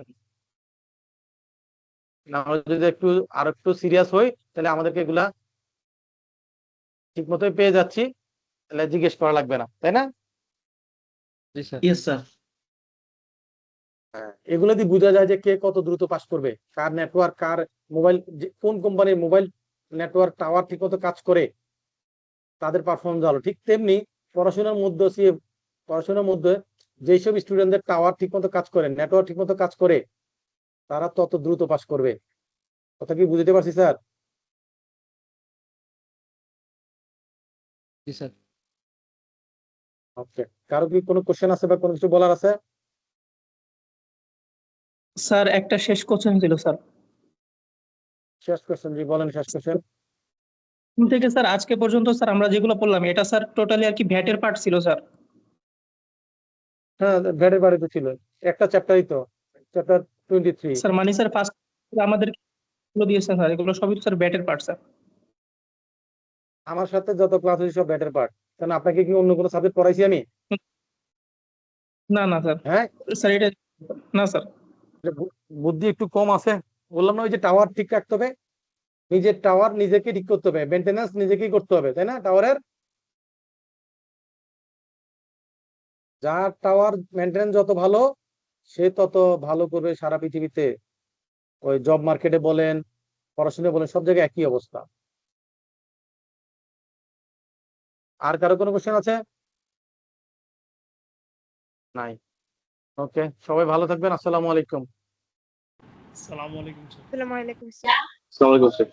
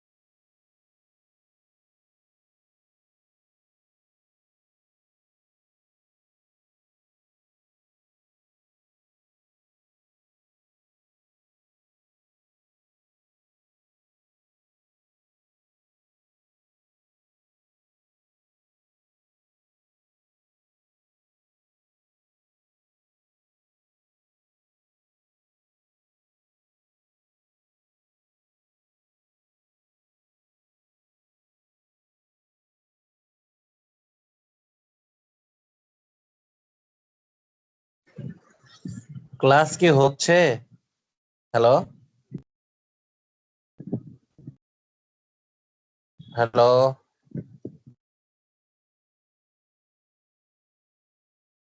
জি, আসসালামু আলাইকুম। ওয়ালাইকুম আসসালাম ভাইয়া, আমরা তো মনে হয় 3 জন আছি, ক্লাস কি হচ্ছে? এই জিনিসটা তো আমিও ঠিক বুঝে উঠতে পারছি না। এটা তো মনে হয় হচ্ছে না। আমি তো ব্রেকের আশায় বসে আছি। কিন্তু ব্রেক টাইম তো অনেক হয়ে গিয়েছে। স্যার কে আসছিল? না, এর ভিতরে আর আসেনি। এই যে 8:15 দিকে যে লিভ করলো, 8:20 এর দিকে আজকে তারপরে ক্লাস শেষ স্যার আসছিলেন 8:30টার সময় ক্লাস শেষ করে দিছে। ও বলেন কি? আচ্ছা। ও ওকে। তাহলে আমি মিস করছি 5 মিনিটস। হ্যাঁ হ্যাঁ, স্যার আজকে জাস্ট টাইম বা 7:10 অ্যাটেন্ড করছে ক্লাসে। হ্যাঁ, অ্যাটেন্ড হ্যাঁ, করার পর প্রায় একটা 7:20 ক্লাস শুরু করছে। করেছিল। 7:20 শুরু করেছিল। 20-এ, হ্যাঁ হ্যাঁ, না প্রথমে 10-এ শুরু করছিল, পরে দেখাতে প্রেজেন্ট হ্যাঁ, এই সবাই কম, না পার্টিসিপেন্ট থাকার কম। পরে পরে আবার শুরু করছে আরকি 20-এ। হ্যাঁ। হুম, হুম। ওকে, তাহলে আজকে শেষ না? আমি হ্যাঁ, ব্রেক টাইম আজকে ওই যে ওয়াশরুম করার সময় ব্যাটের পার্টটা গেলাম, আজকে শেষ এসে করছে। ওয়েট করছি। ওকে, থ্যাংক ইউ। G G.